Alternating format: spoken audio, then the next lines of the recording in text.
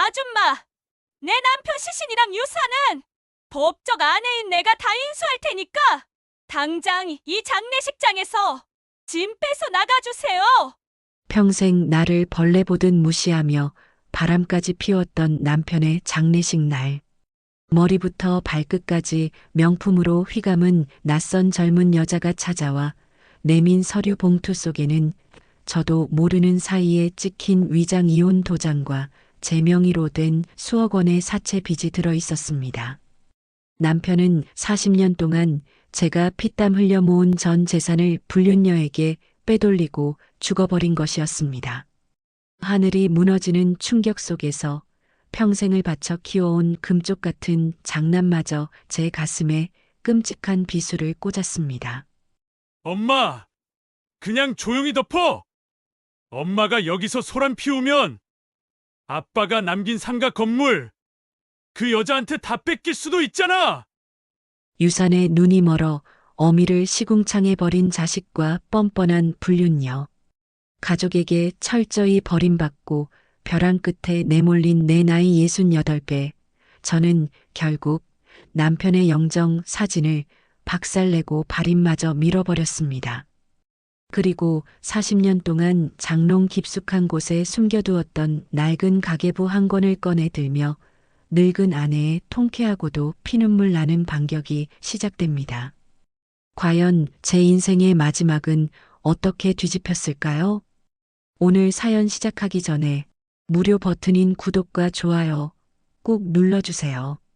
그리고 지금 이 영상을 어디에서 듣고 계신지 지역이나 장소를 댓글로 남겨주세요.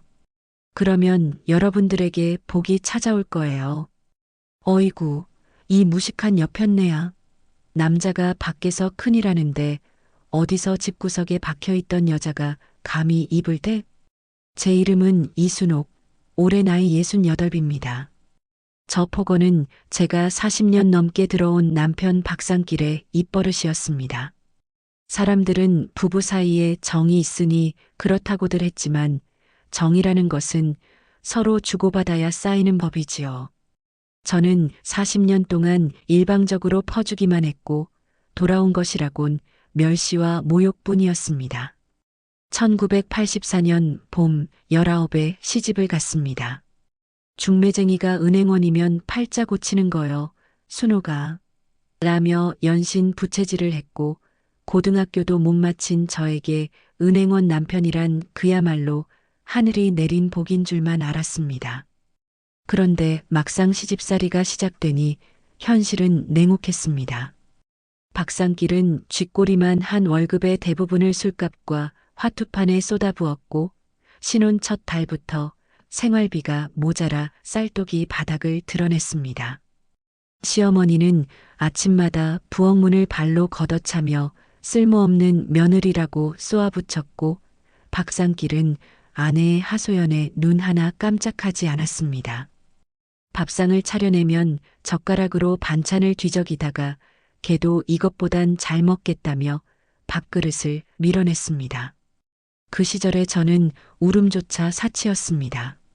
아랫목에 작은 이불을 깔고 웅크려 잠든 뱃속 아이에게 미안해서 이를 악물고 참는 것 말고는 할 수 있는 일이 없었습니다. 그해 가을 저는 동대문 평화시장에 처음 발을 디뎠습니다. 새벽 4시에 일어나 도매상에서 옷 보따리를 떼어오고 하루 종일 목이 쉬도록 손님을 불러 세워 한 벌, 두 벌 팔았습니다.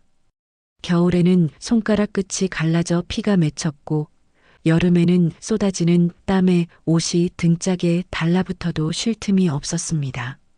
만삭의 배를 끌어안고 시장 바닥에 쪼그려 앉아 김밥 한 줄로 끼니를 때우던 날, 옆 좌판 아주머니가 눈물을 글썽이며 아가, 내 팔자가 왜 이래라고 중얼거렸던 기억이 아직도 생생합니다. 아들을 낳았을 때 박상길은 분만실 앞에 오지도 않았습니다.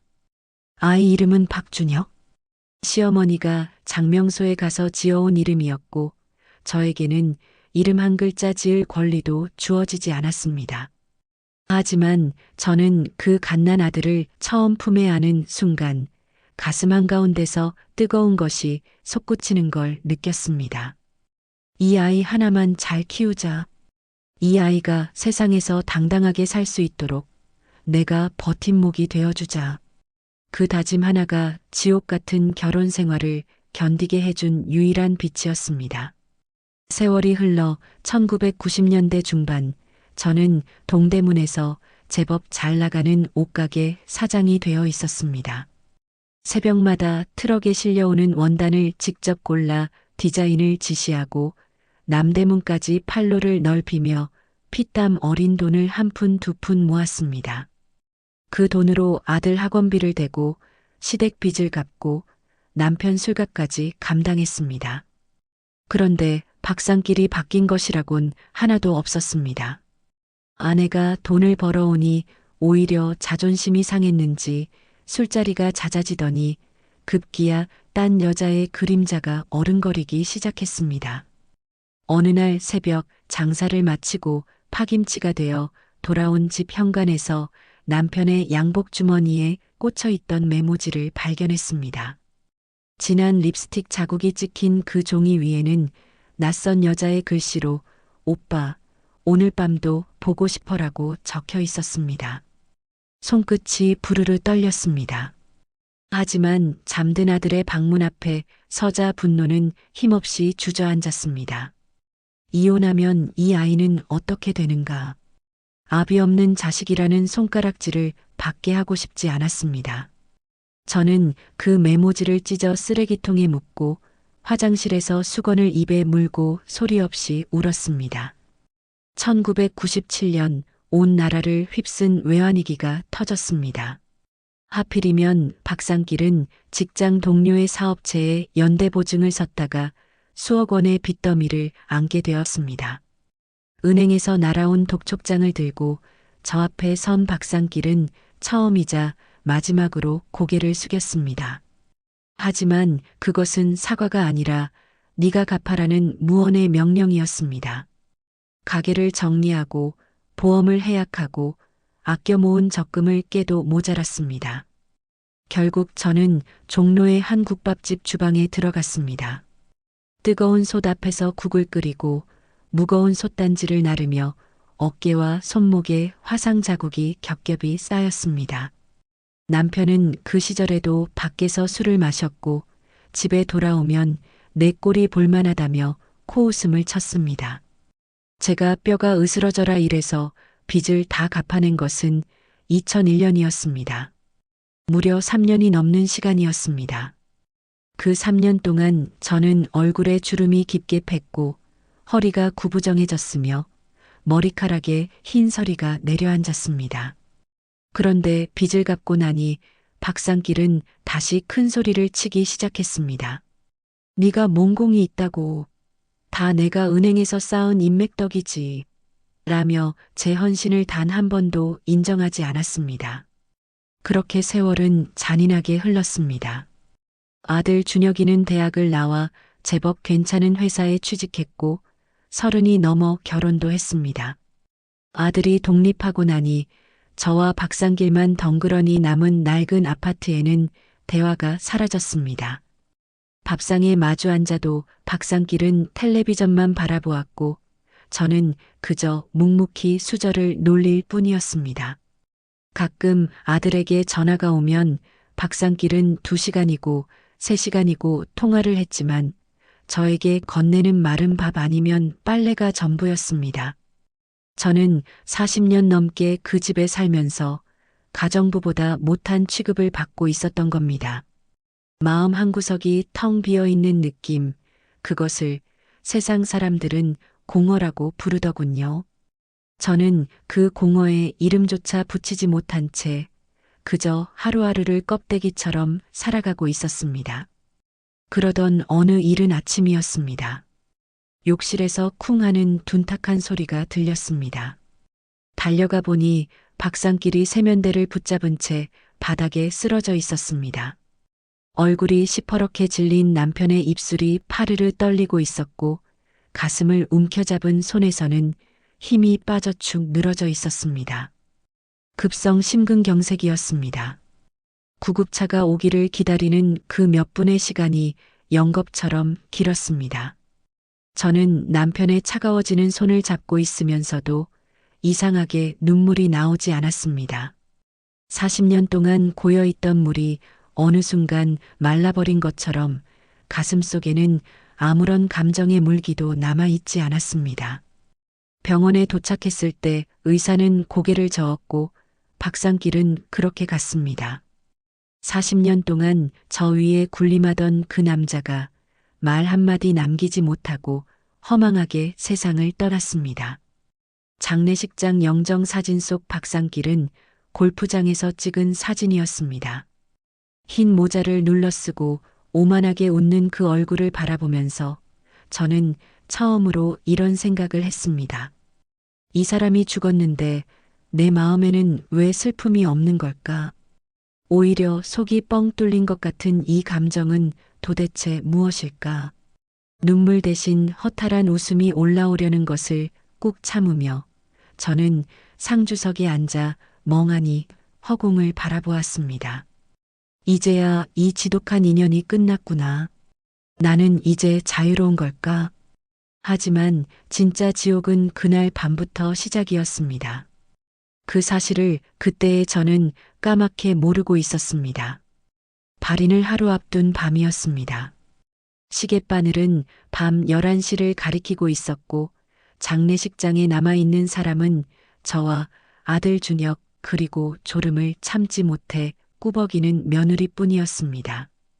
낮 동안 문상을 왔던 박상길의 은행 동기들, 동네 지인들은 이미 뿔뿔이 흩어졌고 국화꽃 향과 향불 연기만이 텅 빈 빈소를 무겁게 채우고 있었습니다. 저는 검은 상복 차림으로 방석 위에 무릎을 꿇은 채 앉아 영정 사진을 멍하니 올려다보고 있었습니다. 사진 속 박상길은 여전히 거만하게 웃고 있었습니다. 죽어서도 저를 내려다보는 것 같았습니다. 내일이면 끝이야. 내일 발인만 치르면 다 끝나. 아들 준혁이가 커피를 한 모금 마시며 중얼거렸습니다. 저는 대답 없이 고개만 끄덕였습니다. 그때였습니다. 또각, 또각, 또각. 장례식장 복도에서 구두 소리가 울렸습니다. 늦은 시각에 조문객이 올 리 없는 시간이라 저와 준혁이는 동시에 고개를 돌렸습니다. 빈소 입구에 한 여자가 서 있었습니다. 나이는 30대 중반으로 보였고 머리부터 발끝까지 값비싼 명품으로 치장하고 있었습니다. 검은 코트에 빨간 손톱, 높은 구두, 장례식장에 어울리지 않는 화려한 차림이었습니다. 여자는 빈소 안을 천천히 둘러보더니 영정사진 앞에서 잠시 멈추었습니다. 그 입꼬리가 살짝 올라간 것을 저는 놓치지 않았습니다. 뉘신지요? 조문 오셨으면 방명록은 저쪽에 있습니다만. 준혁이가 자리에서 일어나 정중하게 물었습니다. 여자는 고개를 천천히 돌려 준혁이를 한번 훑어보았고 이어서 저를 똑바로 바라보았습니다. 그 눈빛에서 저는 형용할 수 없는 서늘함을 느꼈습니다. 박상길 씨의 본처 되시죠? 여자의 목소리는 낮고 또렷했습니다. 본처라는 단어가 귀를 때렸습니다. 본처라니 그건 아내가 여러 명일 때나 쓰는 말 아닙니까? 네, 저는 고인의 아내입니다만 실례지만 뉘시죠? 저는 힘겹게 몸을 일으키며 물었습니다. 여자는 빈소를 가로질러 저 앞까지 걸어오더니 핸드백에서 묵직한 누런 서류 봉투 하나를 꺼냈습니다. 그리고 아무런 망설임도 없이 그것을 제 무릎 위에 툭 내려놓았습니다. 봉투가 무릎에 닿는 순간 알 수 없는 한기가 등줄기를 타고 올랐습니다. 뭡니까 이게? 준혁이가 발끈하며 한 발 다가섰습니다. 어머니한테 뭐 하는 겁니까? 당신 누구야? 여자는 준혁이를 향해 손을 들어 제지하더니 차갑게 말했습니다. 열어보시면 압니다. 평생 아주머니가 모시고 산 그 훌륭한 남편의 진짜 민낯이 거기 다 들어있으니까요. 그리고 한 가지 미리 말씀드릴게요. 내일 발인 미루시는 게 좋을 겁니다. 그 건방진 말투에 준혁이의 얼굴이 벌겋게 달아올랐습니다. 하지만 저는 오히려 이상하리만치 차분해졌습니다. 40년 동안 박상길에게 당하며 키워온 감이라고 해야 할까요? 이 여자가 가져온 것이 예사로운 물건이 아니라는 것을 직감적으로 알았습니다. 저는 떨리는 손으로 봉투의 끈을 풀었습니다. 안에서 서류 뭉치가 쏟아져 나왔습니다. 맨 위에 놓인 첫 번째 서류를 집어들었습니다. 한자와 한글이 섞인 관공서 양식의 문서였습니다. 이혼 신고서라는 제목이 눈에 들어오는 순간 저는 제 눈을 의심했습니다. 신고인 박상길, 배우자 이순옥. 신고 날짜는 3년 전이었습니다. 분명히 저는 이혼에 동의한 적이 없었습니다.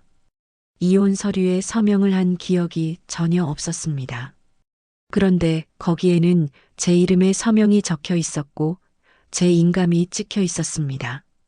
두 번째 서류를 꺼냈습니다. 혼인신고서였습니다. 남편 박상길과 아내 최미란. 신고 날짜는 이혼 신고가 된 지 불과 보름 뒤였습니다. 박상길은 저와 이혼한 직후 최미란이라는 여자와 정식으로 혼인신고를 올린 것이었습니다. 세 번째 서류는 더 충격적이었습니다. 제 이름으로 된 사채 차용증이 3장이었습니다. 합계 3억 원. 빌린 날짜는 2년 전, 1년 전, 그리고 불과 넉 달 전이었습니다. 제가 빌린 적 없는 돈, 제가 서명한 적 없는 서류에 또다시 제 이름과 인감이 찍혀 있었습니다. 손에 들린 서류가 부르르 떨렸습니다. 아니, 떨리는 것은 서류가 아니라 제 온몸이었습니다. 이게 무슨 소리야? 내가 이혼이라니? 내가 빚을 졌다니? 목소리가 갈라져 나왔습니다. 눈앞이 아득해지면서 머릿속이 하얗게 비었습니다. 그때 3년 전의 기억이 퍼즐처럼 맞추어지기 시작했습니다. 그해 겨울, 박상길이 느닷없이 주민등록증 새로 발급받아야 하니까 신분증하고 인감도장 좀 내놔라고 했었습니다. 은행일과 관련된 서류 정리라고 했습니다. 늘 그래왔듯 저는 의심 없이 내주었습니다. 신분증과 도장은 며칠 뒤 돌려받았고 저는 그것으로 끝인 줄만 알았습니다. 그런데 그것이 끝이 아니었던 겁니다. 박상길은 그때 제 인감과 신분증을 이용해 위장 이혼 서류를 꾸며놓고 몰래 구청에 이혼 신고를 접수한 것이었습니다. 여자가 입을 열었습니다. 저는 김유진이라고 합니다. 최미란의 딸이에요. 우리 엄마가 박상길 씨의 법적 아내라는 건 이제 아셨을 테고요. 내일 우리 엄마가 직접 오셔서 남편 시신하고 남은 유산 전부 인수하실 겁니다. 법적으로 아내가 아닌 아주머니는 이 장례식장에서 나가주시는 게 맞지 않을까요? 그 말은 비수였습니다. 40년을 함께한 아내에게 남남인이 나가라니. 준혁이가 벌떡 일어나 여자에게 달려들려 했지만 유진이라는 여자는 눈 하나 깜짝하지 않았습니다. 소란 피우실 거면 경찰을 부를 수밖에 없어요. 법적으로 상주 권한은 배우자에게 있거든요. 그리고 그 배우자는 우리 엄마입니다. 저는 바닥에 쏟아진 서류 더미를 내려다보았습니다. 이혼신고서, 혼인신고서, 사채 차용증. 3장의 서류가 제 40년 인생을 송두리째 부정하고 있었습니다. 저는 법적으로 이미 3년 전에 이혼당한 여자였고 모르는 사이에 3억 원의 빚을 진 채무자였습니다. 그리고 매일 아침 일어나 밥을 짓고 빨래를 하고 정성껏 약 챙겨주던 그 남편은 사실 남남인 타인의 남편이었습니다. 3년 동안 저는 생면부지의 늙은 남자에게 밥을 해주고 빨래를 해주고 병원에 데려다 주던 파출부에 불과했던 것입니다. 아니, 파출부도 월급이라도 받지요. 저는 그마저도 못 받은 채 3억 원의 빚까지 뒤집어 쓴 거지나 다름없는 처지였습니다. 다리에 힘이 풀렸습니다. 그 자리에 주저앉은 저는 서류를 가슴에 끌어안고 목 놓아 울었습니다. 소리가 나오지 않았습니다. 40년간 참아온 눈물이 한꺼번에 쏟아지는 것 같은데 목은 메어 소리가 되지 못했습니다. 숨이 막히고 가슴이 찢어지는 것 같았습니다. 유진이라는 여자는 무표정한 얼굴로 핸드백을 여미더니 돌아서며 마지막 한마디를 남겼습니다. 내일 아침까지 정리해 두세요. 또각, 또각, 또각. 구두 소리가 멀어져 갔습니다. 국화꽃 향이 코를 찔렀고 영정사진 속 박상길은 여전히 웃고 있었습니다. 저는 그 웃음이 지금 제 인생을 비웃는 것만 같았습니다. 준혁이가 저를 부축하며 무어라 말했지만 귀에 들어오지 않았습니다. 머릿속에서 하나의 문장만이 빙글빙글 돌고 있었습니다. 나는 40년 동안 대체 무엇을 위해 살아온 걸까? 그날 밤 저는 한숨도 자지 못했습니다. 장례식장 한쪽 구석 가족 대기실에 누웠지만 천장의 형광등 불빛이 칼날처럼 눈을 찔렀고 머릿속에서는 서류 봉투 속 글자들이 불꽃처럼 타올랐습니다. 이혼 신고서, 혼인 신고서, 사체 차용증, 세 장의 서류가 끊임없이 눈앞을 맴돌았습니다. 새벽녘이 되자 저는 자리에서 벌떡 일어났습니다. 이대로 당할 수는 없다는 분노가 공포를 밀어내고 있었습니다. 40년을 참았습니다. 40년을 벌레 취급당하며 살았습니다.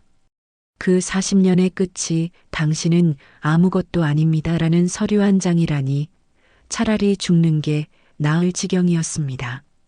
하지만 죽을 수는 없었습니다.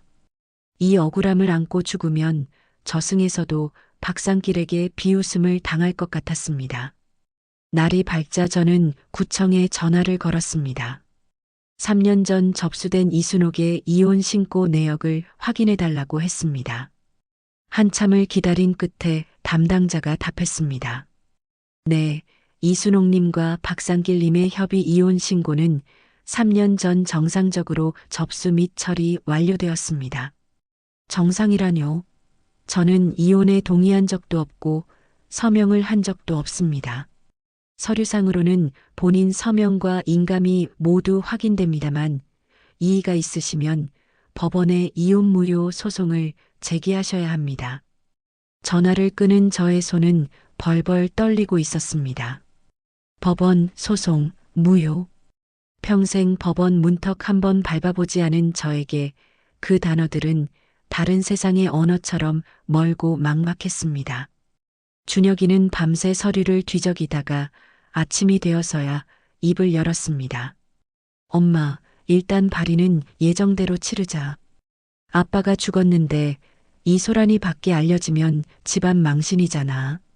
장례 끝나고 나서 조용히 변호사 찾아보면 되지. 저는 아들의 얼굴을 바라보았습니다. 준혁이의 눈에는 슬픔도 분노도 아닌 오로지 계산만이 들어 있었습니다.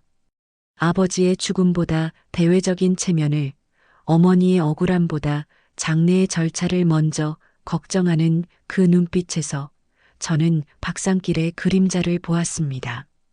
가슴 귀퉁이가 서늘하게 식어갔습니다. 그 사이 조문객이 하나둘 들어오기 시작했습니다. 박상길의 은행 후배들이 와서 고개를 숙였고 동네 사람들이 부의금을 놓고 갔습니다. 저는 상주석에 앉아 절을 받으면서도 속으로는 끊임없이 외치고 있었습니다. 나는 이 사람의 아내가 아닙니다. 법적으로는 이미 남남인 여자입니다. 이 조문을 받을 자격조차 없는 사람입니다. 하지만 그 말을 입 밖에 꺼낼 수는 없었습니다.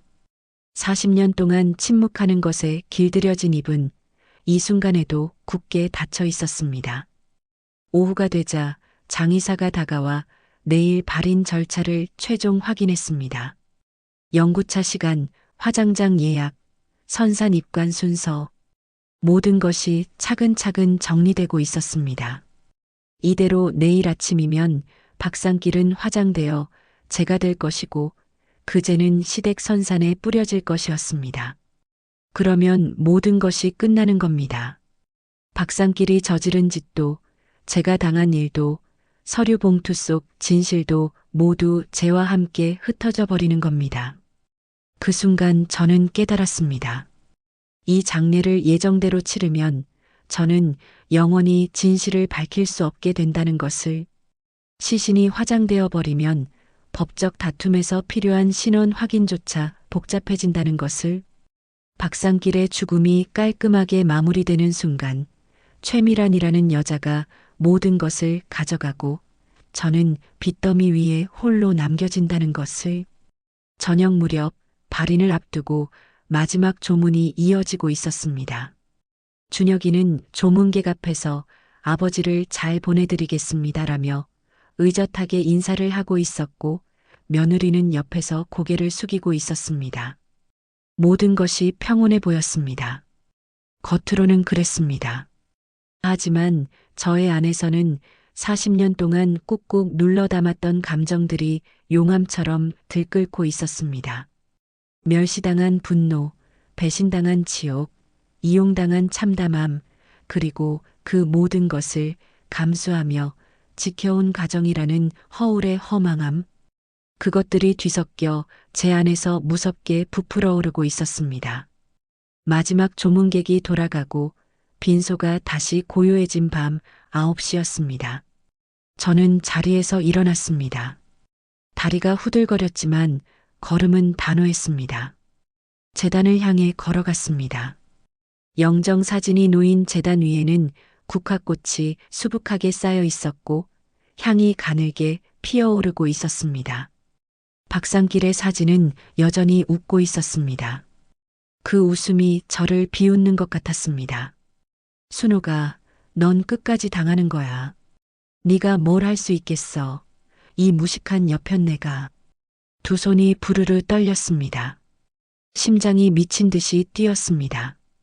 그리고 저는 제단 양쪽을 두 손으로 움켜잡았습니다. 이 짐승만도 못한 놈아. 제 입에서 비명이 터져 나왔습니다. 40년 만에 처음으로 남편을 향해 지르는 비명이었습니다. 그 비명과 함께 저는 제단을 있는 힘껏 뒤집어 엎었습니다. 와장창, 귀를 찢는 소리와 함께 향로가 나뒹굴고 국화꽃이 사방으로 흩어졌습니다. 영정 사진이 바닥으로 떨어지며 액자 유리가 산산조각 났습니다. 엄마, 엄마 뭐 하는 거야? 준혁이가 달려왔지만 저는 멈추지 않았습니다. 바닥에 떨어진 영정 사진을 집어들어 두 손으로 꺾어버렸습니다. 사진이 찢어지는 소리가 기분 좋게 울렸습니다. 장례식 다 취소해. 이 썩을 놈의 발인 안 해. 화장도 안 해. 이 쓰레기 같은 놈 시신 당장 영안실 냉동고에 처박아. 엄마 제정신이야. 조문객들이 다 보잖아. 진정해. 진정하라고. 40년 동안 진정만 했더니 내 인생이 이 꼴이 됐잖아. 이 호로잡놈은 우리 집안 선산에 한 발짝도 못 들인다. 발인이고 뭐고 절대로 안 해. 장례식장 전체가 뒤집혔습니다. 옆 빈소에서 사람들이 고개를 내밀었고 장례식장 직원들이 달려왔습니다. 며느리는 입을 틀어막고 울고 있었고 준혁이는 사색이 된 얼굴로 저를 붙잡으려 했습니다. 하지만 40년치 분노가 폭발한 68살의 여자를 누가 막을 수 있겠습니까?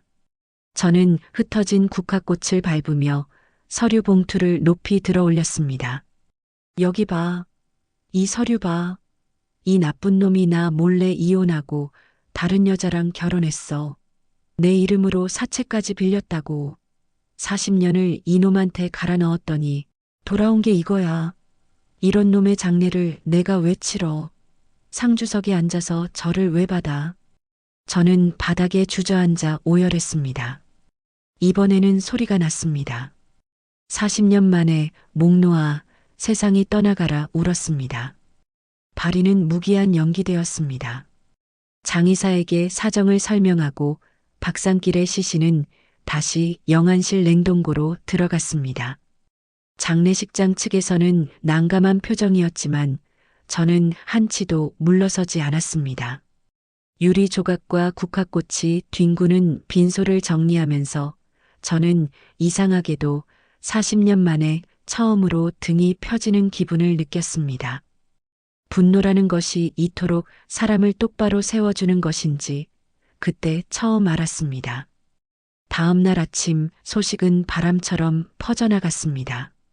시동생 2명과 시누이 1명에게 연락이 닿았고 오전 10시쯤 시댁 식구들이 장례식장으로 몰려왔습니다. 큰 시동생 박상태는 얼굴이 벌겋게 달아올라 있었고 작은 시동생 박상우는 입을 삐죽거리며 불만스러운 표정이었습니다. 시누이 박미정은 들어오자마자 텅 빈 재단을 보더니 기겁을 했습니다. 형수님, 아니 이게 무슨 꼴이에요? 형님 영정은 어디 가고 빈소가 왜 이 모양이야? 큰 시동생 상태가 한 발 더 다가오며 소리를 질렀습니다. 형수, 당장 설명해. 발인을 왜 멈춰? 형님이 돌아가셨는데 시신을 냉동고에 처박다니 미쳤어? 저는 서류 봉투를 탁자 위에 펼쳐놓았습니다. 이혼 신고서, 혼인 신고서, 사체 차용증. 하나하나 짚어가며 전후 사정을 설명했습니다. 시댁 식구들은 처음에는 눈이 휘둥그레졌지만 서류를 다 읽고 나자 반응은 제 예상과 완전히 달랐습니다. 시누이 미정이가 먼저 입을 열었습니다. 에이, 형수님. 오빠가 좀 바람을 피운 건 알았지만 이혼 서류까지 냈을 줄은 몰랐네. 근데 형수님도 생각을 해봐. 오빠가 오죽 형수님이 지긋지긋했으면 이혼을 하고 새 장가를 드셨겠어. 형수님이 좀 더 예쁘게 해주고 남편한테 잘했으면 이 지경까지 왔겠어? 제 귀를 의심했습니다. 40년 동안 시누이의 학비를 대주고 시누이의 결혼 준비를 도왔던 제가 이제 와서 잘못한 아내가 되는 겁니까? 작은 시동생 상훈이가 한술 더 떴습니다. 형수님, 아니 이제 형수도 아니지. 서류상 남남이라며? 그러면 형수님은 이 장례의 상주도 아닌 거잖아. 우리가 장례 치를 테니까 빨리 형님 남긴 재산이나 우리랑 나누는 걸 논의합시다. 형님이 강남에 상가 건물 하나 갖고 있었잖아. 그거 시댁 형제들한테도 몫이 있지 않겠어? 그 뻔뻔함에 말문이 막혔습니다. 이 사람들은 형이 죽은 것보다, 형이 아내를 속인 것보다 오직 재산에만 눈이 멀어 있었습니다. 형수가 40년간 뼈 빠지게 일해서 모은 돈으로 형의 빚을 갚아주고 형의 가정을 지탱해왔다는 사실은 안중에도 없는 듯 했습니다. 큰 시동생 상태가 제 앞에 바짝 다가서더니 낮은 목소리로 말했습니다. 형수, 솔직히 말하자. 이 서류가 사실이면 형수는 법적으로 형님하고 아무 관계도 아닌 거 알지? 재산 분배에서도 빠지는 거야. 그러니까 이 판을 뒤집을 생각 말고 우리가 장례를 깔끔하게 마무리하는데 협조해. 그래야 우리가 재산을 정리할 때 형수 목도 좀 챙겨줄 수 있지 않겠어? 회유였습니다. 당근을 앞에 놓고 당나귀를 끄는 시기였습니다. 저는 이를 악물었습니다. 하지만 진짜 비수는 시댁 식구가 아니라 제 친아들이 꽂았습니다. 준혁이가 시댁 식구들의 이야기를 듣고 있다가 저를 부엌 쪽으로 끌고 갔습니다. 주변에 아무도 없는 것을 확인한 준혁이가 작은 목소리로 말했습니다. 엄마, 나 좀 들어봐. 작은 삼촌 말이 맞아. 법적으로 엄마가 이혼 상태라면 아빠 재산에 대한 배우자 상속권이 없어. 아빠가 남긴 강남 상가 건물, 그거 시세가 20억은 좋게 넘거든. 근데 그 여자 최미란인가 뭔가가 법적 아내라면 그 상가가 다 최미란한테 갈 수도 있어. 그러니까 어쩌자는 거니? 엄마가 여기서 소란 피우면 최미란이 법적으로 나서서 장례 주도권을 가져갈 수 있어. 그럼 우리가 끼어들 틈이 없어져. 그러니까 일단 엄마가 상주로서 발인을 깔끔하게 치르고 아빠를 잘 보내드린 다음에 내가 변호사 써서 이혼 무효 소송이든 재산 분할이든 법적으로 싸울게. 엄마는 가만히 있어. 내가 다 처리할 테니까. 가만히 있으라. 40년 동안 들어온 말이었습니다. 가만히 있어, 순호가. 남편이 하는 일에 참견하지 마. 가만히 밥이나 해. 가만히 빨래나 해. 가만히 참아. 가만히 살아. 그 가만히의 결과가 지금 이 꼴이 된 건데 아들마저 똑같은 말을 하고 있었습니다. 저는 준혁이의 얼굴을 가만히 들여다보았습니다. 이 아이를 위해 동대문 시장에서 손톱이 빠지도록 일했습니다. 이 아이의 학비를 벌려고 국밥집 주방에서 화상을 입었습니다. 이 아이가 밥 굶지 않게 따뜻한 옷 입게 당당하게 세상을 살게 하려고 제 청춘의 모든 것을 바쳤습니다. 그런데 그 아이가 지금 하는 말의 핵심은 이것이었습니다. 엄마의 억울함보다 아빠의 재산이 우선이다. 그리고 그 재산에서 내 몫을 챙기겠다. 준혁아. 응, 엄마. 네가 지금 걱정하는 게 엄마니 아빠 재산이니? 그게 둘 다지. 엄마도 중요하고 재산도 지켜야 하잖아. 솔직해져라. 내 눈에는 20억짜리 상가 건물만 보이지? 엄마가 40년 동안 어떻게 살았는지는 관심도 없지? 준혁이는 대답하지 못했습니다. 잠시 시선을 피하더니 결국 본심을 드러냈습니다. 엄마, 나도 먹고 살아야 하잖아. 회사 사정도 안 좋고 대출도 있고 아빠가 남긴 건물이라도 물려받아야 숨통이 트인다고. 그러니까 엄마, 제발 상황 파악 좀 해. 지금 여기서 영정 없고 소리 지르면 우리한테 돌아오는 게 뭐가 있어? 그 말을 듣는 순간 제 안에서 무언가가 쩍 하고 갈라졌습니다. 아들이 저를 사람으로 보지 않는다는 것을 그제야 똑똑히 알았습니다. 준혁이에게 저는 아버지의 재산을 지키기 위한 도구에 불과했습니다. 40년 전 박상길이 저를 집안일 시키는 하녀로 본 것과 다를 바가 없었습니다. 저는 아들의 팔을 뿌리쳤습니다. 장례식장 복도를 걸어 나오면서 문득 하늘을 올려다보았습니다. 회색빛 겨울 하늘이 납작하게 내려앉아 있었습니다. 남편에게 배신당하고 시댁에게 내쳐지고 아들에게마저 이용당하는 이 상황에서 제 편은 아무도 없었습니다.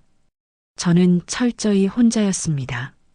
장례식장 주차장 귀퉁이에 쪼그리고 앉아 차가운 바람을 맞으며 한참을 멍하니 앉아 있었습니다.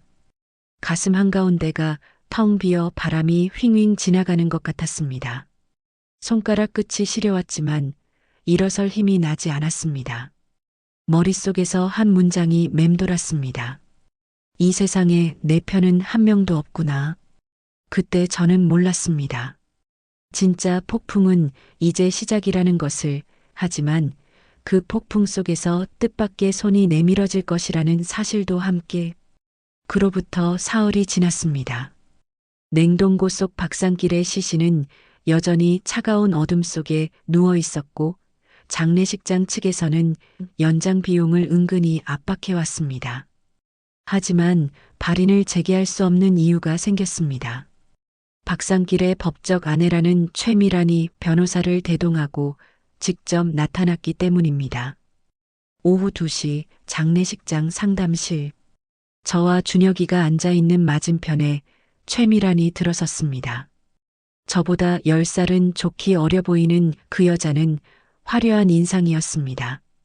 짙은 화장, 손가락마다 끼운 금반지, 모피 코트. 마치 장례식장이 아니라 백화점 문화센터에 온 것처럼 당당한 걸음이었습니다. 뒤에는 서류 가방을 든 정장 차림의 남자, 변호사가 따라붙어 있었습니다. 최미라는 의자에 앉더니 저를 위아래로 훑어보았습니다. 그 눈빛에는 동정도 미안함도 없었습니다. 오직 승자의 여유만이 담겨 있었습니다. 이순옥 씨 맞죠? 이순옥 씨. 아내도 아니고 사모님도 아니고 이름에 씨를 붙여 부르는 그 호칭이 모멸감을 불러일으켰습니다. 네. 저는 이순옥이고 박상길의 아내입니다. 아내셨죠? 과거형이에요. 최미란이 콧방귀를 뀌며 말했습니다.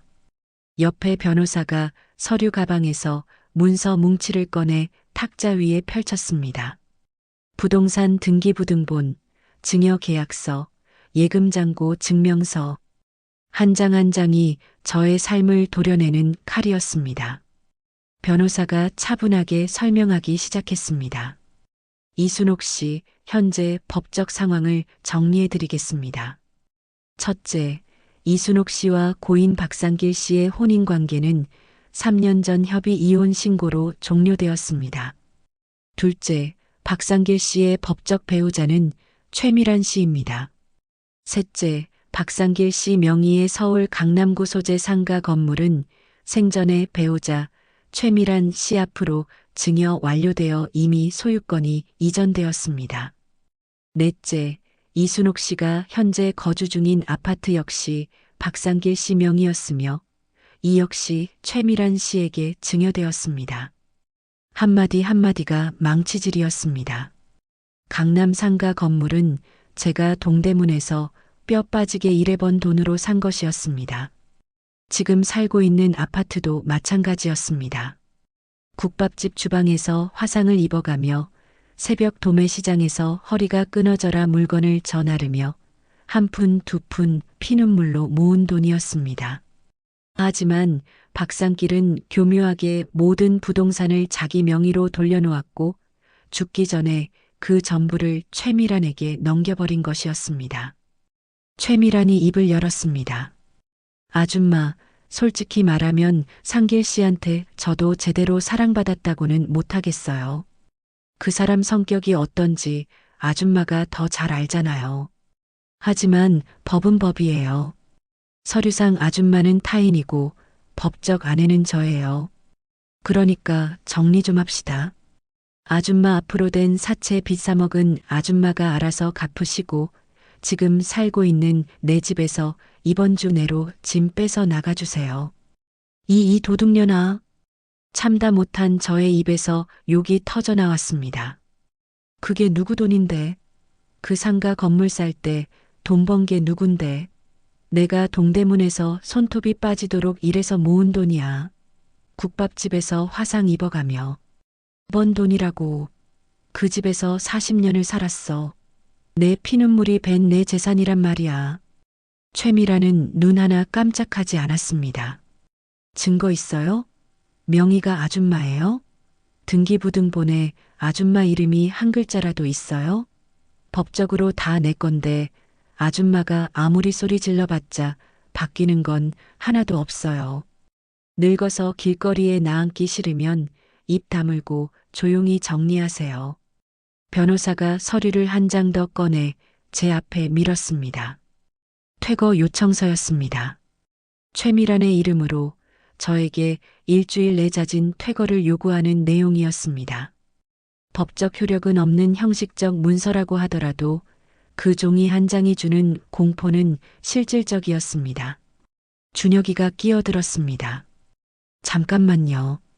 우리 아버지 아들인 저한테도 상속권이 있을 텐데요. 아버지가 생전에 전부 증여했다고 해도 유류분 청구라는 게 있지 않습니까? 변호사가 고개를 끄덕였습니다. 유류분 청구는 가능합니다. 다만 그 소송에는 시간이 걸리고 증여가 이미 완료된 상황에서 얼마나 돌려받을 수 있을지는 법원 판단에 달려 있습니다. 최미란이 자리에서 일어서며 말했습니다. 소송이고 뭐고 마음대로 하세요. 어차피 법적으로 다 정리된 건데 시간만 끌다가 변호사비만 날리실 거예요. 아, 그리고 장례권은요. 법적 배우자인 제가 발인 날짜를 다시 잡겠습니다. 이순옥 씨는 장례식에 참석하든 말든 자유지만 상주석에는 앉지 마세요. 상주는 저니까. 최미랑과 변호사가 나가고 상담실에는 저와 준혁이만 남았습니다. 방 안의 공기가 납처럼 무거웠습니다. 준혁이는 고개를 숙인 채 한참을 아무 말도 하지 않더니 결국 한마디 했습니다. 엄마, 이거 진짜 큰일이다. 변호사부터 찾아봐야 해. 하지만 그 목소리에는 어머니를 걱정하는 온기가 없었습니다. 재산을 빼앗기게 생긴 현실에 대한 공포만이 담겨 있었습니다. 그날 밤 저는 살고 있던 아파트로 돌아왔습니다. 40년을 살아온 이 집이 이제는 타인의 소유라는 현실이 발밑을 휘청이게 만들었습니다. 현관문을 열자 익숙한 냄새가 코를 스쳤습니다. 된장 냄새, 박상길이 뿌리고 다니던 면도 후 로션 냄새, 묵은 먼지 냄새. 이 집의 모든 냄새는 40년의 기억이었는데 그 기억이 통째로 도둑맞은 기분이었습니다. 부엌에 앉아 물 한 잔을 따라 마시려는데 손이 떨려 컵을 놓쳤습니다. 유리컵이 바닥에 떨어져 깨졌고 물이 발밑에 고였습니다. 저는 깨진 유리 위에 그대로 주저앉았습니다. 유리 파편이 무릎에 박히는 것도 느끼지 못할 만큼 온 신경이 마비되어 있었습니다. 빚쟁이들의 독촉 전화가 시작된 것은 바로 다음 날이었습니다. 3억 원의 사채를 빌려준 사채업자가 제 번호로 전화를 걸어왔습니다. 차주가 사망했으니 연대 보증인인 이순옥에게 상환을 요구한다는 것이었습니다. 하루에도 수십 통의 전화가 쏟아졌고 문자 메시지에는 법적 조치라는 협박이 빼곡히 적혀 있었습니다. 집에서 쫓겨날 처지에 3억 원의 빚까지. 스트레스가 극한에 이르자 제 몸이 먼저 비명을 질렀습니다. 가슴이 조여오더니 숨을 쉴 수가 없었습니다.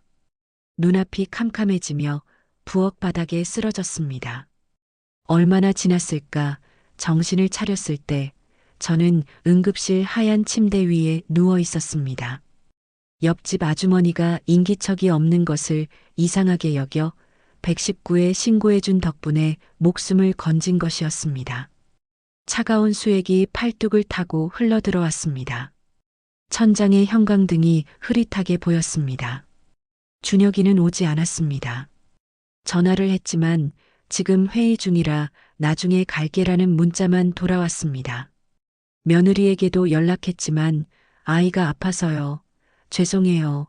어머니라는 답이었습니다. 병실 침대에 홀로 누워 저는 천장을 바라보며 생각했습니다. 내 인생은 도대체 어디서부터 잘못된 걸까? 19에 시집 와서 40년을 쉬지 않고 일하고 참고 견뎠는데 그 끝이 빚더미 위에 빈손이라니. 이대로 이 차가운 침대 위에서 눈을 감아버릴까? 그러면 이 억울함도 분노도 외로움도 전부 끝나지 않을까? 하지만 그 순간 가슴 깊은 곳에서 작은 불씨 하나가 아직 죽지 않고 깜빡이고 있었습니다. 억울해. 이대로 죽으면 정말 억울해.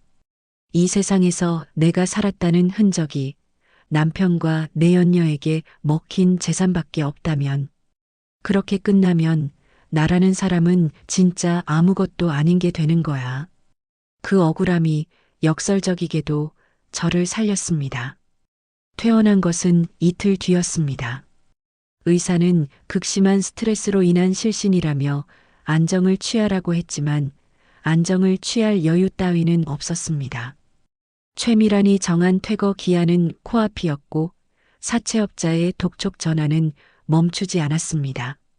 하지만 저는 병원 침대에서 벌떡 일어나는 순간 이미 마음을 굳히고 있었습니다. 쓰러지기 직전 스쳐 지나간 기억, 그것을 확인해야 했습니다. 택시를 잡아 타고 아파트로 향했습니다. 현관문을 열고 곧장 안방으로 들어갔습니다. 장롱 맨 밑바닥, 이불과 보자기 밑에 깔려있는 낡은 라면, 박스 2개. 40년 동안 한 번도 버리지 않고 지켜온 저만의 보물이 거기 있었습니다. 상자를 열었습니다. 누렇게 바랜 공책들이 빼곡히 쌓여 있었습니다. 공책마다 표지에 연도가 적혀 있었습니다. 1985년, 1986년, 1987년, 2024년까지 40년치 가계부였습니다. 박상길은 저를 평생 글자도 제대로 모르는 무식한 여자라고 무시했습니다. 학교를 제대로 다니지 못한 것은 사실이었습니다. 하지만 돈 계산은 달랐습니다.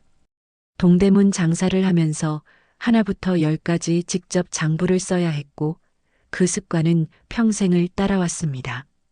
매일 밤 아이를 재우고 남편이 잠든 뒤 부엌 식탁에 앉아 그날의 수입과 지출을 한 푼 단위까지 빼곡하게 기록했습니다. 처음에는 삐뚤빼뚤한 글씨로 숫자만 적던 것이 세월이 흐르면서 점점 정교해졌습니다. 날짜, 거래처, 금액, 입금 계좌, 용도, 은행 전표 원본, 무통장 입금증, 영수증까지 풀로 꼼꼼하게 붙여놓았습니다. 저는 2003년 가계부를 펼쳤습니다. 그 해는 강남 상가 건물을 매입한 해였습니다. 가계부에는 이렇게 적혀 있었습니다. 2003년 9월 18일 동대문 상인회 김정숙 사장님한테 5천만 원 융통, 이자 월 35만 원, 강남 상가 계약금으로 사용. 그 아래에는 김정숙이라는 사람의 이름이 적힌 차용증 사본이 풀로 붙어 있었습니다. 계약금 5천만 원의 출처가 제 동대문 장사 자금이었다는 것이 고스란히 기록되어 있었습니다. 2004년 가계부에는 중도금과 잔금의 흐름이 기록되어 있었습니다. 제가 동대문 매장 수익금에서 매달 300만 원씩 박상길의 계좌로 이체한 내역, 그 돈이 상가 건물 대출 이자와 원금 상환에 사용된 흐름이 날짜별로 정리되어 있었습니다. 무통장 입금 전표까지 빠짐없이 첨부되어 있었습니다. 현재 살고 있는 아파트 구입 자금의 흐름도 마찬가지였습니다. 1990년대 중반 제가 국밥집에서 번 돈과 동대문 매장 수익을 합쳐 마련한 전세 자금이 시작이었고 그것을 미천 삼아 2000년대 초반에 이 아파트를 매수한 과정이 가계부에 고스란히 담겨 있었습니다. 모든 돈의 흐름이 이순옥이라는 여자의 노동에서 출발해 박상길의 계좌로 흘러들어간 것이 명확하게 증명되는 기록이었습니다. 저는 가계부를 한 권 한 권 넘기며 눈물을 흘렸습니다. 이것은 단순한 장부가 아니었습니다. 40년 동안 제가 얼마나 치열하게 살아왔는지를 증명하는 저의 인생 그 자체였습니다. 삐뚤빼뚤한 글씨 사이사이에 핏물이 스며 있었고 구겨진 영수증에는 동대문 새벽시장의 냄새가 배어 있었습니다. 박상길은 이 가계부의 존재를 전혀 몰랐습니다. 아니, 알았다 해도 대수롭지 않게 여겼을 것입니다.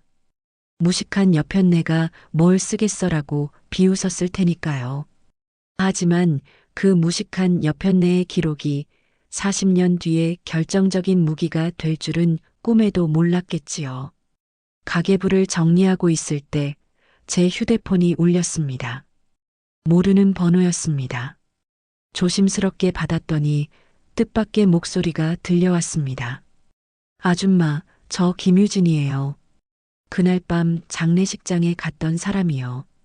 심장이 쿵 하고 내려앉았습니다. 최미란의 딸, 처음 서류 봉투를 가져왔던 그 여자였습니다. 저도 모르게 목소리가 날카로워졌습니다. 네가 왜 나한테 전화를 해? 또 나가라고? 유진의 목소리는 그날 밤의 서늘함과는 전혀 달랐습니다.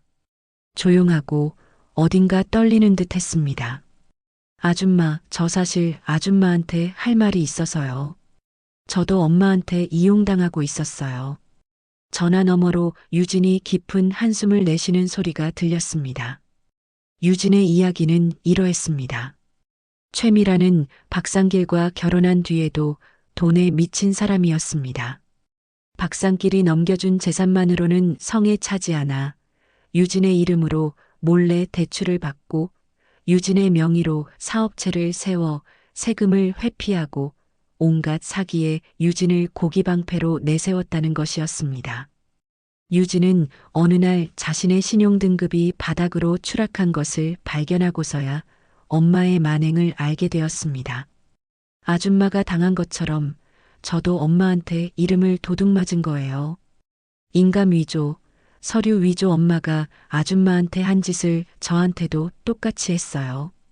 저는 한참 동안 말을 잇지 못했습니다. 최미란이라는 여자는 남의 남편만 뺏은 게 아니라 자기 딸까지 먹잇감으로 삼은 것이었습니다. 유진이 말을 이었습니다. 아줌마, 사실 그날 밤에 제가 장례식장에 간 건 엄마 짓이었어요. 엄마가 본처를 겁주고 쫓아내라고 시킨 거였어요. 하지만 아줌마가 무너지는 걸 보면서 저도 엄마 때문에 똑같이 무너지고 있다는 걸 깨달았어요. 그래서 전화한 거예요. 유진의 목소리가 단단해졌습니다. 아줌마를 도와드릴게요. 엄마가 이혼 서류를 위조했다는 증거 제가 가지고 있어요. 엄마가 박상길 씨한테 시킨 건지 아니면 엄마가 직접 한 건지 모르겠지만 위조에 사용된 인감 주문 내역이랑 대포폰 통화 녹음 파일이 있어요. 엄마가 저한테 한 짓 때문에 몰래 모아둔 증거인데 아줌마 사건에도 쓸 수 있을 거예요. 그 말을 듣는 순간 차가운 병실에서 느꼈던 절망 속에 작은 불씨가 활활 타오르기 시작했습니다. 제가 혼자가 아닐 수도 있다는 희망. 40년 동안 기록해온 가계부와 뜻밖의 증인이 내민 증거. 두 개의 퍼즐 조각이 맞물리기 시작한 순간이었습니다. 저는 전화기를 꼭 쥐고 말했습니다. 유진 씨, 고마워요. 꼭 만나서 이야기합시다. 그날 밤 저는 40년치 가계부를 라면 상자에서 꺼내 하나하나 복사하기 시작했습니다. 동네 편의점 복합기 앞에서 밤새도록 한 장 한 장 복사본을 만들었습니다. 원본은 안전한 곳에 따로 보관했습니다. 떨리는 손이었지만 마음은 40년 만에 처음으로 단단했습니다. 유진을 만난 것은 그 전화 통화 이틀 뒤였습니다. 종로의 한 허름한 다방에서 마주 앉은 유진은 그날 밤 장례식장에서 보았던 차가운 여자가 아니었습니다. 화장기 없는 얼굴에 다크서클이 짙게 내려앉아 있었고 손톱을 물어뜯은 흔적이 역력했습니다. 유진이 꺼내놓은 증거는 결정적이었습니다. 대포폰 녹음 파일에는 최미란이 사채업자와 통화하며 이순옥이 이름으로 빌리는 거니까 인감은 내가 준비할게라고 말하는 목소리가 생생하게 담겨 있었습니다. 인감 위조에 사용된 도장 제작 의뢰서에는 최미란의 필적이 남아 있었고 위장 이혼 서류를 작성한 법무사 사무실의 수령 확인서에도 최미란의 서명이 찍혀 있었습니다. 저는 유진이 건네준 증거 자료와 제 40년치 가계부 복사본을 들고 변호사를 찾아갔습니다. 법률구조공단에서 소개받은 젊은 여성 변호사였습니다. 서류를 검토한 변호사의 눈이 점점 커졌습니다. 이순옥 씨, 이 가계부는 엄청난 증거입니다. 재산 형성 과정에서의 기여도를 입증할 수 있는 결정적 자료예요. 그리고 이 녹음 파일과 인감 위조 서류까지 합치면 사문서 위조와 사기는 물론이고 이혼 신고 자체를 무효로 만들 수 있습니다. 변호사는 즉시 두 가지를 준비했습니다. 하나는 경찰에 사문서 위조 및 사기 혐의로 고소장을 접수하는 것이었고 다른 하나는 법원에 이혼 무효 확인 소송을 제기하는 것이었습니다. 저는 그 자리에서 바로 고소장에 서명했습니다. 40년 동안 글자 몰라 서러웠던 이순옥이 이제는 자신의 이름을, 자신의 권리를 되찾기 위한 서류에 적어 넣은 것이었습니다. 그 사이 최미란은 발인을 강행하기로 결정했습니다. 박상길의 시신이 냉동고에 열흘 넘게 방치된 상황을 더 이상 두고 볼 수 없다며 법적 배우자의 권한으로 발인 날짜를 잡아버린 것이었습니다. 장례식장 측에서도 냉동 보관 비용 문제로 최미란의 요청을 받아들였습니다. 준혁이도 최미란 편을 들었습니다. 아들은 최미란과 은밀하게 접촉해 발인 후 유산 분할 협상을 하겠다는 거래를 시도하고 있었습니다. 그 사실을 알게 된 것은 유진을 통해서였습니다. 유진이 엄마의 통화 내용을 엿듣고 알려준 것이었습니다. 아줌마 아들이 우리 엄마한테 연락했대요. 발인 진행에 협조할 테니 상가 건물 지분 일부를 달라고 했다더라고요. 배신은 2중, 3중으로 쌓여갔습니다. 남편에게 배신당하고 시댁에게 외면당하고 이제 아들마저 적의 편으로 넘어간 것이었습니다. 하지만 이번에는 쓰러지지 않았습니다. 분노가 저를 세우고 있었고 손에 쥔 증거가 저를 지탱하고 있었습니다. 발인 당일 아침이 밝았습니다. 장례식장 앞에는 연구차가 대기하고 있었고 최미란이 검은 상복을 차려입고 상주석에 앉아 있었습니다. 최미란 옆에는 변호사가, 그 뒤에는 시동생들이 서 있었습니다. 준혁이는 한쪽 구석에서 어색한 표정으로 서성이고 있었습니다. 모든 것이 최미란의 계획대로 진행되는 듯 했습니다. 장의사가 관을 연구차로 옮기기 시작했습니다. 4명의 상역군이 무거운 관을 들어 올렸고 조문객 몇몇이 고개를 숙였습니다. 관이 장례식장 현관을 나서는 순간이었습니다. 멈춰. 그 관 당장 내려. 저는 장례식장 입구에 서 있었습니다. 양옆에 유진과 변호사가, 그리고 뒤편에 경찰 2명이 함께였습니다. 제 목소리는 장례식장 전체를 울릴 만큼 크고 또렷했습니다. 40년 동안 숨죽이며 살았던 목소리가 오늘은 천둥처럼 터져나왔습니다. 최미란이 벌떡 일어났습니다. 뭐야? 이순옥, 당신 미쳤어. 경찰은 또 뭐야? 저는 최미란 앞으로 성큼성큼 걸어갔습니다. 손에 들린 서류 뭉치를 최미란의 얼굴 앞에 들이밀었습니다. 사문서 위조, 사기, 부부 재산 은닉, 그리고 타인명의 도용. 최미란, 네가 내 도장을 훔쳐서 위장 이혼시키고 내 이름으로 사채를 빌린 증거가 여기 다 있다. 최미란의 얼굴에서 핏기가 싹 가셨습니다.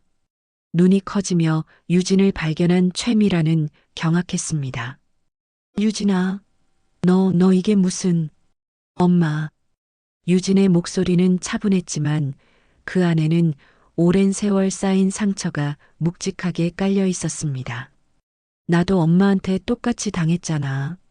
내 이름으로 대출받고 내 명의로 사기치고 더 이상은 못 참아. 녹음 파일이랑 인감 위조 증거 다 경찰한테 넘겼어. 경찰이 앞으로 나섰습니다. 최미란 씨 사문서 위조 및 사기 혐의로 동행을 요청합니다. 최미란은 뒷걸음질 치며 발악했습니다. 거짓말이야. 이건 다 조작이야. 상길 씨가 다 알아서 한 거라고. 나는 몰랐어. 하지만 녹음 파일 속 최미란 자신의 목소리가 그 변명을 무력화시켰습니다. 경찰이 수갑을 꺼내들자 최미란은 유진을 향해 쌍욕을 퍼부으며 미친 듯이 소리쳤습니다. 이 배은망덕한 년, 네 엄마를 팔아먹어. 내년은 내 딸 자격도 없어. 유진은 고개를 돌렸습니다. 눈가에 눈물이 맺혀 있었지만 흘러내리지는 않았습니다. 유진은 엄마의 욕설을 등 뒤에 두고 묵묵히 제 옆에 서 있었습니다. 그 광경을 지켜보던 준혁이가 허둥지둥 달려왔습니다. 사색이 된 얼굴로 제 바지가랑이를 붙잡으며 다급하게 말했습니다. 엄마, 내가 잘못했어. 나도 엄마 편이야. 그래도 나 엄마 아들이잖아. 저 여자 잡혀가면 재산 다시 찾는 거지. 그거 찾으면 나랑 반반 나누는 거지. 저는 아들의 얼굴을 내려다보았습니다. 준혁이의 눈에 비친 것은 어머니에 대한 미안함이 아니었습니다. 재산이 돌아올 수 있다는 계산이 눈동자 속에서 번뜩이고 있었습니다. 그 순간 저는 완전히 깨달았습니다. 이 아이는 변하지 않는다는 것을. 저는 차갑게 아들의 손을 뿌리쳤습니다. 아니, 넌 내 애비랑 똑같은 사람이다. 내 재산은 단 1원도 너한테 안 간다. 넌 이제부터 내 아들이 아니야. 준혁이의 얼굴이 일그러졌습니다. 하지만 저는 뒤돌아보지 않았습니다. 연구차 위에 놓인 관을 바라보았습니다. 그 안에는 40년 동안 저를 짓밟았던 남자가 차갑게 누워 있었습니다. 저는 관 앞에 섰습니다. 할 말이 많았지만 입에서 나온 것은 단 한 문장이었습니다. 박상길, 너는 40년 동안 나를 벌레라고 했지. 하지만 오늘 이 벌레가 너를 밟는다. 저는 관 위에 침을 뱉고 장례식장을 걸어 나왔습니다. 밖에는 겨울 햇살이 차갑고도 눈부시게 쏟아지고 있었습니다. 눈이 부셨지만 눈을 감지 않았습니다. 이 빛을 똑바로 볼 자격이 있었습니다. 그로부터 1년이 흘렀습니다. 계절은 2번 바뀌었고 세상은 여전히 무심하게 돌아갔지만 제 삶은 완전히 달라져 있었습니다. 먼저 법적 결과부터 말씀드리겠습니다. 법원은 저와 박상길의 이혼 신고가 제 의사에 반하여 위조된 서류에 의해 이루어진 것임을 인정했습니다. 이혼은 무효가 되었습니다. 저 이순옥은 다시 박상길의 법적 배우자가 되었고 그 순간 배우자로서의 모든 권리가 복원되었습니다. 최미란과 박상길의 혼인은 중혼에 해당하여 당연무효가 되었습니다. 사문서 위조와 사기 혐의로 기소된 최미란은 재판에서 실형을 선고받았습니다. 위조된 이혼 서류와 사체 차용증에 대한 증거가 명확했고 유진이 제출한 녹음 파일과 인감 위조 서류가 결정적이었습니다. 최미란은 법정에서도 끝까지 다 박상길이 시킨 거라며 발뺌했지만 이미 죽은 사람에게 책임을 전가하는 것은 통하지 않았습니다. 재판부는 최미란이 주도적으로 범행을 계획하고 실행했다고 판단했습니다. 이혼이 무효가 되면서 저는 배우자로서 유류분 반환 청구 소송을 제기했습니다. 핵심 증거는 40년치 가계부였습니다. 재판부는 가계부에 기록된 자금 흐름, 은행 전표, 영수증을 면밀히 검토한 끝에 강남 상가 건물과 아파트의 실질적인 재산 형성자가 이순옥이라는 점을 인정했습니다. 박상길이 생전에 최미란에게 증여한 재산은 불법적인 기반 위에서 이루어진 것이므로 증여 자체가 취소되어야 한다는 판결이 내려졌습니다. 모든 재산이 돌아왔습니다. 강남 상가 건물, 아파트, 그리고 제 명의로 위조된 사채 3억 원의 채무 역시 무효 판정을 받았습니다. 사채업자들은 최미란에게 구상권을 행사해야 할 처지가 되었고 저는 단 한 푼의 빚도 지지 않게 되었습니다. 박상길의 시신은 결국 아무도 찾지 않는 무형고자 묘지에 매장되었습니다. 시댁 식구들은 선산에 묻어달라고 했지만 저는 단호히 거절했습니다.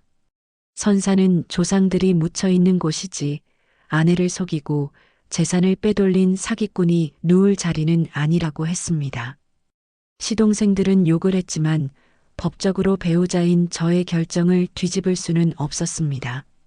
준혁이와의 관계는 끊어졌습니다. 아들은 재판이 끝난 뒤 몇 번 찾아와 용서를 빌었지만 저는 문을 열어주지 않았습니다. 마지막으로 전화가 왔을 때 준혁이가 말했습니다. 엄마, 나도 힘들어. 사업이 안 돼서 빚이 쌓이고 있어. 조금만 도와줘. 엄마밖에 없잖아. 저는 잠시 침묵한 뒤 대답했습니다. 준혁아, 엄마가 병원에서 쓰러졌을 때 네가 보낸 문자가 뭐였는지 기억하니? 회의 중이라 나중에 갈게. 그게 전부였어. 엄마가 죽을 뻔했는데 너는 회의가 더 중요했지. 아비 재산 챙기겠다고 최미란이랑 뒷거래하면서 엄마는 밟아도 되는 사람이었잖아. 이제 네가 힘든 건 네가 감당해. 엄마가 40년 동안 혼자 감당했듯이. 전화를 끊고 오래도록 벽을 바라보았습니다. 가슴 한쪽이 칼로 도려내는 것처럼 아팠습니다. 자식과의 인연을 끊는다는 것은 세상 어떤 이혼보다 잔인한 일이었습니다. 하지만 저는 더 이상 이용당하는 삶을 살고 싶지 않았습니다. 40년 동안 남편에게, 시댁에게, 아들에게 갈아넣은 저라는 사람의 존엄을 이제는 제가 지켜야 했습니다. 봄이 왔습니다. 벚꽃이 피고 찬바람이 물러가고 햇살이 따뜻해진 4월이었습니다. 저는 되찾은 강남 상가 건물 1층에 작은 밥집을 열었습니다. 가게 이름은 순옥인의 국밥이었습니다. 거창한 인테리어도 화려한 메뉴도 없었습니다. 뜨끈한 소머리 국밥과 깍두기, 그리고 따뜻한 미소 하나가 전부인 소박한 가게였습니다. 하지만 이 가게에는 특별한 규칙이 하나 있었습니다. 60이 넘은 어르신이 혼자 오시면 국밥 한 그릇은 무료였습니다. 처음에는 어르신들이 쭈뼛거리며 들어오셨지만 한 분, 두 분 입소문이 나면서 매일 점심때면 작은 가게가 꽉 찼습니다.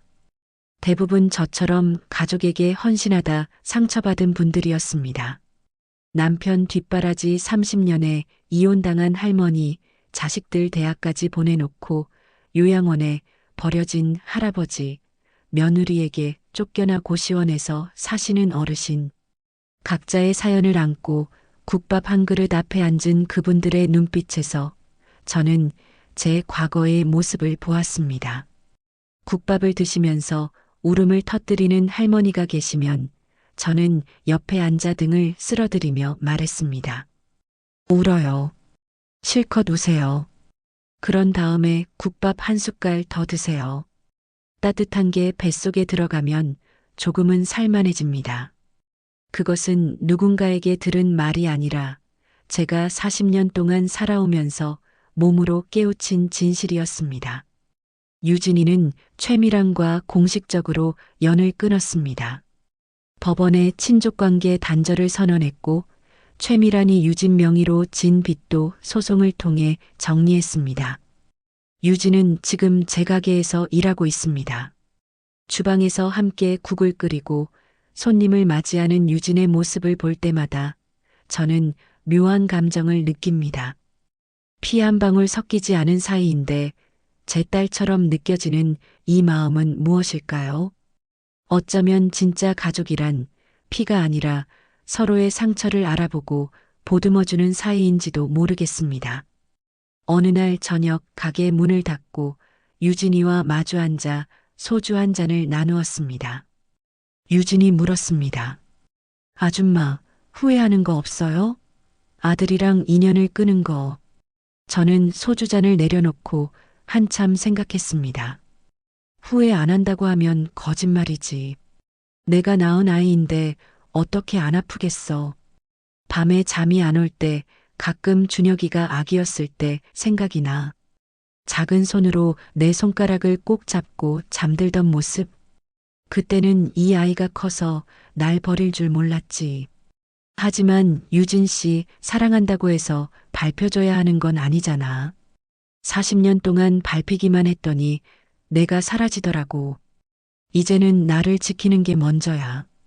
유진이 고개를 끄덕이며 소주잔을 들었습니다.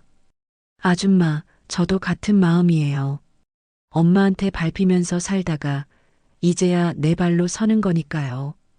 우리는 말없이 잔을 부딪혔습니다. 소주잔이 맞닿는 소리가 작은 종소리처럼 맑게 울렸습니다. 가게 문을 열고 들어오는 찬바람에 소주잔 위에 김이 흩어졌습니다. 저는 그 김이 흩어지는 모습을 바라보며 생각했습니다. 40년의 결혼 생활은 껍데기뿐이었고 남편의 죽음은 끝이 아니라 시작이었으며 장롱 밑 가계부는 제 인생의 증거였습니다. 그리고 이 모든 것을 지나온 끝에 저는 비로소 이순옥이라는 사람으로 살기 시작했습니다. 시니어 여러분, 지금 이 이야기를 듣고 계신 여러분께 감히 한 말씀 드리고 싶습니다. 가족을 위해 희생하는 것은 분명 고귀한 일입니다. 부모의 사랑, 아내의 헌신, 남편의 책임, 그 모든 것은 소중합니다. 하지만 그 희생 속에서 나라는 사람이 사라지고 있다면 그것은 희생이 아니라 소멸입니다. 내가 없어지면서까지 참아야 할 고통은 이 세상에 없습니다. 저는 40년을 참았습니다. 참는 것이 미덕인 줄 알았습니다. 참으면 언젠가 보상이 올 줄 알았습니다. 하지만 참음의 끝에 기다리고 있던 것은 보상이 아니라 배신이었습니다. 그리고 그 배신의 벼랑 끝에서 저는 생전 처음으로 소리쳤습니다. 내 목소리로, 내 이름으로, 나를 위해. 지금 제 나이 69입니다. 누군가는 인생이 저무는 시기라고 말할 것입니다.